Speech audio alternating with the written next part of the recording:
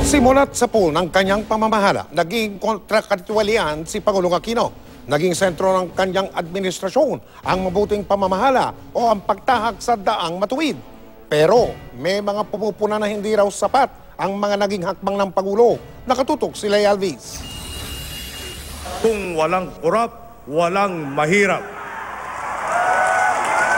Sa 6 na taon niya sa pwesto, ang paglaban sa katiwalian ang ipinangako ni Pangulong Aquino. Ipinatupad ng full disclosure policy, kasama ang pagbubukas ng isang website kung saan obligado ang mga local government unit na ilahad kung paano ginagastos ang kanilang pondo.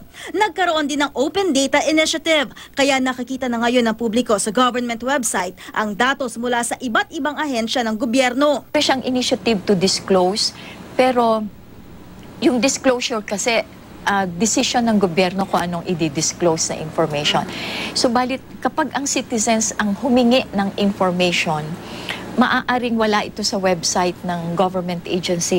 Sagot daw sana dito ang Freedom of Information Bill o FOI. Isa sa priority bills ni Pinoy pero hindi niya sinertipikahan bilang urgent. Sabi ng Malacanang, hindi man naisabatas, dama pa rin daw ng tao ang pagiging transparent ng gobyerno. Lahat ng elemento at yung diwa ng Freedom of Information ay makikita at mararanasan ng lahat ng Pilipino sa kanilang pang-araw-araw na pakikipagtransaksyon sa ating pamahalaan.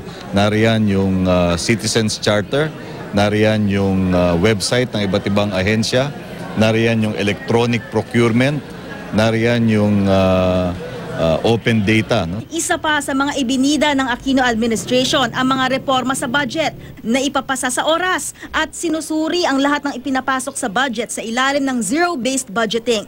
Nagkaroon din ng partisipasyon ng mga mamamayan sa pagbalangkas ng national budget sa ilalim ng bottom-up budgeting. Pero sumabit ang administrasyon sa Disbursement Acceleration Program o DAP na idiniklarang unconstitutional ng Korte Suprema. Hindi raw kasi pwede basta na lang magdeklara ng savings ang administrasyon sa kagugugulin sa proyekto ng mga mambabatas. Maganda man ang intensyon ng Malacanang. Tinabi ng mga mahistrado ng kataas-taasang hukuman na ang mga authors, proponents at implementors ng DAP are presumed to have acted in good faith and with regularity unless otherwise proven. Nagsilbi raw na halimbawa ng hindi korap na opisyal si Pinoy pero may masasabi pa rin umano sa ibang sektor ng gobyerno. Hindi ito tuloy-tuloy o buong loob na pagpursigihan ng Pinoy administration. Kaya parang lumalabas na the effort shown by the President was good but it was not really good enough to meet the expectation of the Filipino people. Sa kabila ng mga puna, ayon sa Malacanang, hindi pa rin daw matatawaran ang mga nakamit ng pamahalaan ni Aquino kontra katiwalian. Ang pinakamatingkad, ang taguri sa Pilipinas ngayon na Asia's Rising Star mula sa dating tawag na Sick Man of Asia. Mahalagang tignan natin yung malaking larawan na dito makikita natin na simula ng manungkulan si Pangulong Aquino noong 2010, malayo na ang narating natin sa pagtatatag ng mabuting pamahala o good governance.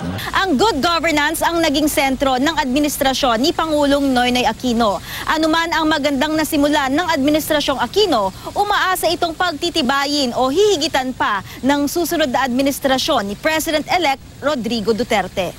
Lea Alvis, Nakatutok, 24 Oras.